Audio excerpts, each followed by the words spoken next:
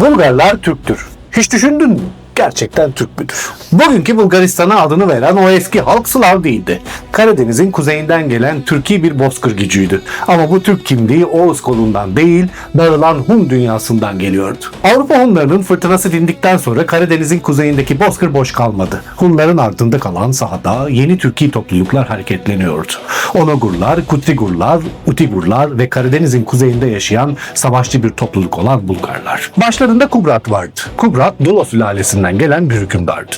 Farklı kollardan, obalardan ve güçlerden oluşan Bulgarları tek bir çatı altında topladı.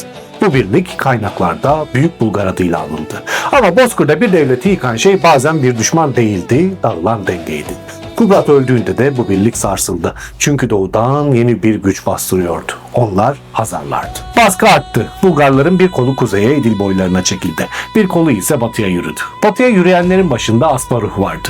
Asparuh'un Bulgarları Tuna'ya ulaştığında karşılarında sıradan bir sınırı yoktu. Doğu Roma'nın Balkan kapısı vardı. Ama bu kez Bozkır sadece akın yapmadı, kaldı. Bulgarlar Tuna'nın güneyinde tutundu. Slav topluluklarıyla ve bölgenin eski halklarıyla iç içe geçerek yeni bir düzen kurdu.